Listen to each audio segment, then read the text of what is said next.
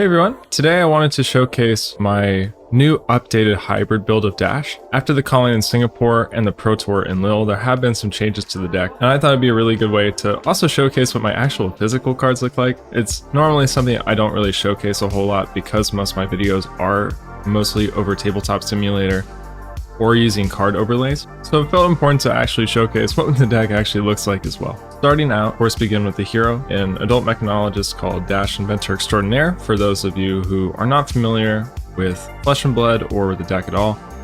And this was an altar that I commissioned off of a store called Manipulated MTG off of Etsy, and I will link their page as well. They were very kind, very fast, and I really love the altar. And so, moving on to the equipment, we have Arcanite Skullcap. This, of course, could be Crown of Providence. I've yet to get one, although I should.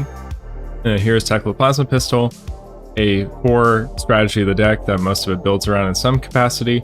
Basically, the thing to keep in mind is that it can attack as many times as you have action points, which is very, very relevant to the deck. Here we have Goliath Gauntlet, which, to be fair, could be a much better card. We really are waiting for a new Mechanologist arm piece. It's mostly there just to buff 2-cost attacks, just to simply get in damage. It's the best thing we have. Teklo Foundry Heart blocks for 3 with Battle Worn, and can net you a resource if you're on the more aggressive plan in the deck. Achilles Accelerator can break to give you an action point after you boosted, and also has AB1 built in. And then for our other Arcane Barrier, we have No Wearing Gloves and Visitronic Model I. You could find a way to run both.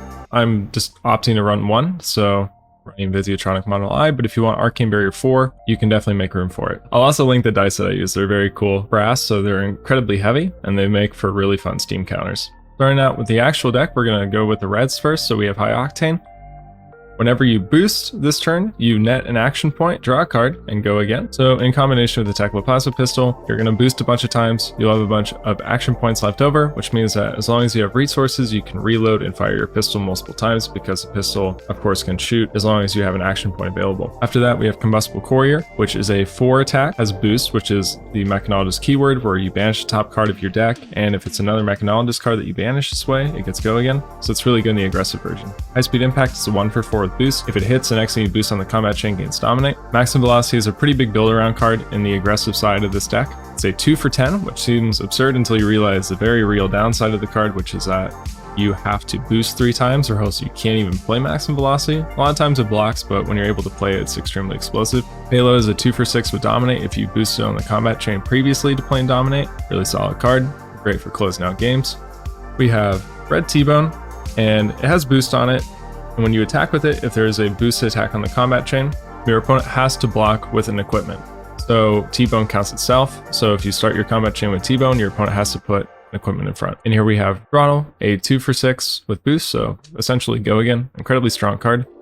We have 0 to 60, a 0/4 with boost, which is even better and works really well with High Octane because you're able to not only push damage with your attacks, but very easily get action points and not have to use resources, so you can use them for the pistol. After that, we have Red Zipper Hit, a 1/5 with boost, really fantastic card. Throttle, 0 to 60, and Zipper Hit are pretty much the main staples. We're going to see them in all colors, so both in yellow and in blue as well. Moving on to the yellows, we have Spark of Genius, Dash's Specialization, where we get to go tutor for a Mechanologist item with cost X or less, and then if we have boosted this turn, we also draw a card after playing the Spark of Genius. In the pistol version, we're going to be paying 4 into it to go get the 2-cost pistol items, but in the boost version, we're able to get Teklo Core for 0 without even losing a card, because we also draw afterwards. Like we said, yellow Throttle, yellow 0 to 60, and yellow Zipper Hit. Really fantastic cards. Really no reason not to include them until we just get better things in the card pool. It's going to be a while before these cards are definitely replaced. And I didn't mention before, but the entire deck has been foiled out because of the change in LSS tournament policy, where because of marked cards, they recommend that you either fully foil or don't foil your deck out at all. Here is Magnetic Shockwave. When you attack with it, your opponent has to defend with X number of equipment, where X is the amount of times you boosted this turn. Works very well with T-Bone. And here is High Speed Impact in blue. A 2 attack on a blue that threatens Dominate late game is sometimes enough to get your opponent to waste a card on it, and sometimes that's all you want. Blue T-Bone, which is just there for cards like Maximum Velocity, High Octane, but also work well with Magnetic Shockwave. And here we're on a Teklo Core, which gets us 2 resources every single turn for 2 turns. And it only costs 0, so we can play it really efficiently, or we can go tutor it for 0 off of Spark of Genius. Really fantastic card. And we're going to run 3 in the aggressive version of the deck. So this might be kind of interesting. We're only down to 1 Teklo now. So it comes in with 3 steam counters. It's a 2-cost item, and once per turn effect is when we boost, we remove a steam counter and the attack gets +2. We used to run more, and we actually used to start with it on the field with Dash's ability, but the problem is a lot of decks started fatiguing it.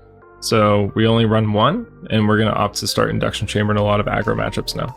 And at the very end of our blues, we're of course running Throttle, 0 to 60, and Zipper Hit. To quickly explain more about the Teklo, the reason why is because a lot of aggro decks have opted to start full blocking the deck because you banish so many cards, so it's actually very easy if you full block and not die to have Dash run out of a deck. So we're only on 1 Teklo for a couple matchups like Phi and Kano, but we still run 1 into the aggro matchups in case if we get to go first and we want to tutor it with Spark of Genius on turn 1. So that's the main board. We're going to be running a fully aggressive version. You'll see this is 100% Mechanologist cards, so your boosts are always guaranteed to hit. You will always have Go again. When you activate Teklo Foundry Heart, you will always net 1 resource because you'll always be banishing Mechanologist cards. So we're going to be running this into a lot of matches, but there are some decks like Guardians and Dorinthia that have the ability to full block this extremely well, and we just don't push damage efficiently into them. And that's where we get to use our sideboard package, which is going to be involving pistol items that are a lot slower and grindier but do more damage, and then generic defense reactions. So here we have 2 Induction Chamber, which honestly we're going to be running into a lot of aggressive matchups now because of the change in meta instead of Teklo. But we can load a steam counter, and then once his turn is an attack reaction, we can give a pistol Go again. Just off of blue early game, you can shoot twice by loading the pistol, the Induction Chamber, giving Go again, and then shooting 1 more time. And then Plasma Purifier, which is the same style of effect, put a steam counter, once per turn, remove it, and our pistol gets +1 until end of turn. So the idea is late game, we have all 4 of these out, which means we can shoot the pistol 3 times, and Purifier buffs the pistol before attacking, so it attacks 3 times for 4, so a total of 12. After that, we have Sink Belows, which is just a very solid staple. There's a generic defense reaction, a 0 for 4 that can even let us filter a card, and then there's Fate Foreseen, a 0 for 4 defense reaction that lets us opt 1.